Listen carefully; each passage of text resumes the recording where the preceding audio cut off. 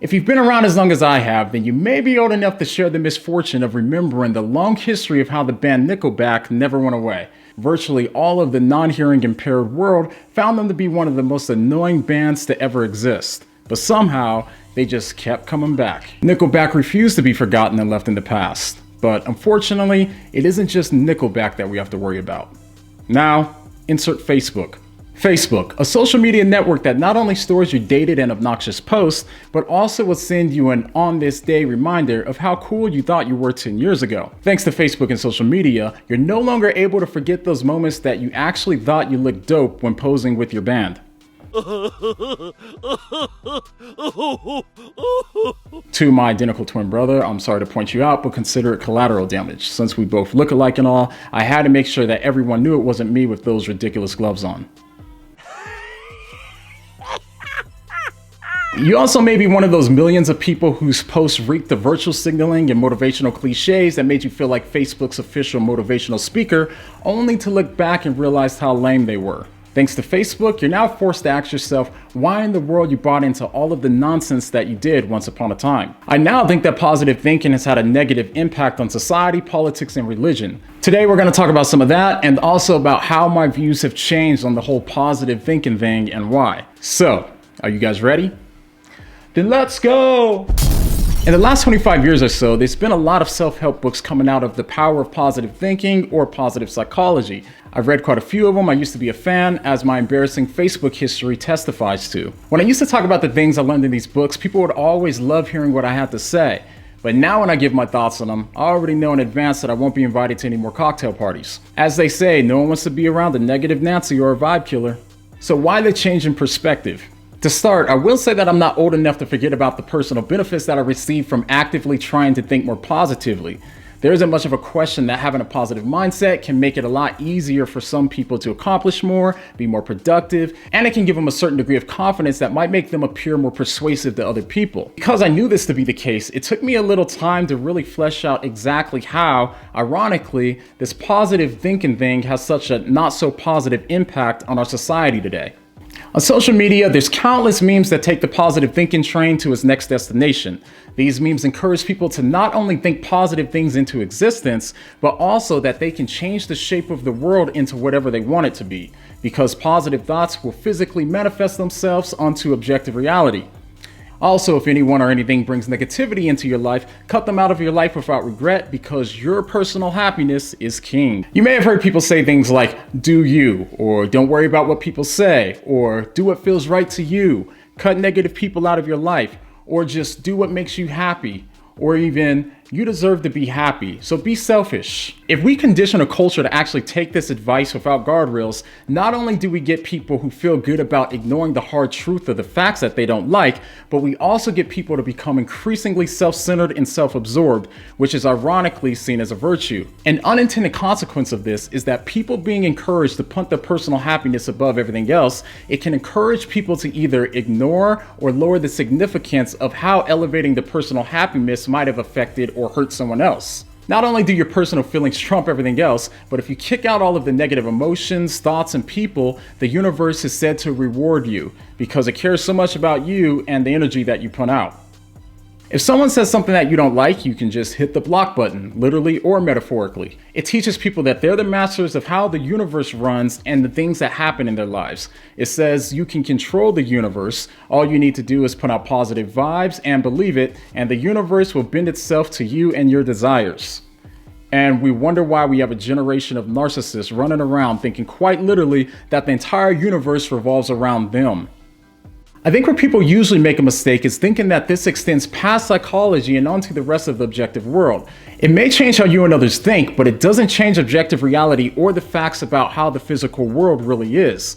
This egocentric way of thinking also affects our discussions in the political arena. So consider how this plays out in political ethics with things like abortion.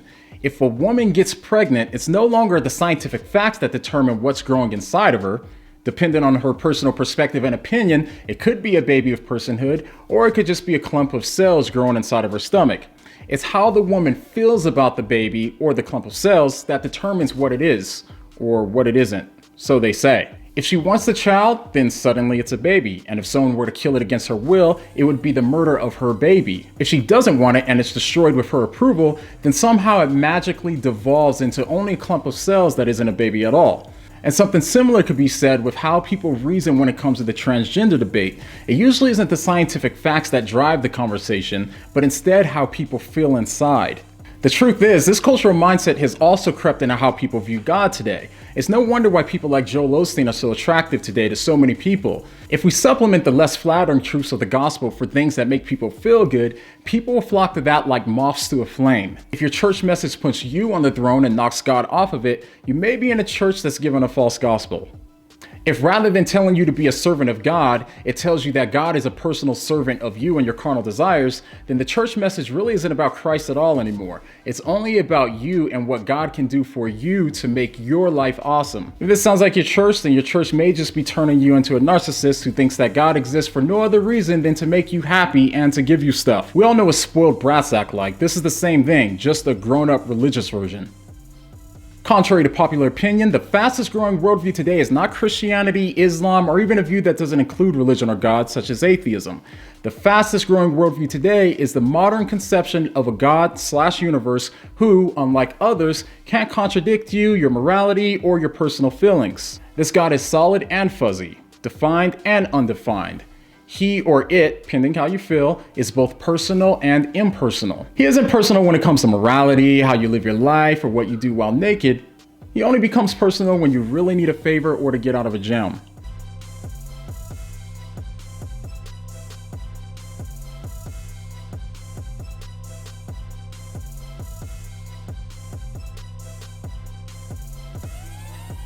In other words, this God shifts from personal to impersonal depending entirely on your personal feelings. If we go back and read how Jesus interacted with the people of his day, you'll notice that the people that Jesus was the hardest on were the religious narcissists of his day. They were the religious people who were so proud of how awesome and moral that they thought they were. They thought they were so good that even God would be forced to bless them. Because they were too narcissistic to accept the fact that they weren't as perfect as they told themselves, they were the ones who couldn't be helped. They were too arrogant to realize that they weren't as perfect as they saw themselves. The facts contradicted how they felt, but they refused to accept them. On the other hand, we have those like the prostitutes, rebels, and adulterers who were the ones that Jesus spent the most time with. It's because these people weren't too arrogant to see their own faults and were able to be honest about their faults that they were the ones that accepted Jesus' gift of grace. Because of this, Jesus saved them because they were the ones who realized their need for help. This is why as a Christian, I realize that there's plenty of non-believers and atheists who are probably a lot more moral than I am. That doesn't bother me though, because my identity is not wound up in how moral I am. Morals are like knowledge anyway. The more I learn, the more I realize how little I know. Likewise, the more moral that I become, the more immoral I realize I am. But Christianity gives you an idea that isn't founded on your moral performance or how spiritual you are, but in the acceptance of God through what Christ has done. Understanding this should prevent us from becoming arrogant or insecure. Now, getting back to our fundamental question, does personal psychology create objective facts about morality or not? As we talked about earlier, positive thinking does have a considerable effect on your psychology, how it affects your brain and your body's response to your brain, and it also has an effect on other people's psychology and how they perceive you. But that's the extent of it. For thoughts and feelings can't directly change the facts about the objective world, and people place feelings above facts, then we've got to find ways to make people care about the facts once again. But this becomes increasingly more difficult in a world where we validate people's personal feelings to such a high degree that any facts that make them feel bad are immediately silenced and considered evil hate speech. So what can we do to combat this and bring people closer to the truth? I've got some ideas. Stay tuned. So next time you meet people who literally think that the universe revolves around them, what are you going to say? What am I going to say? What do you mean?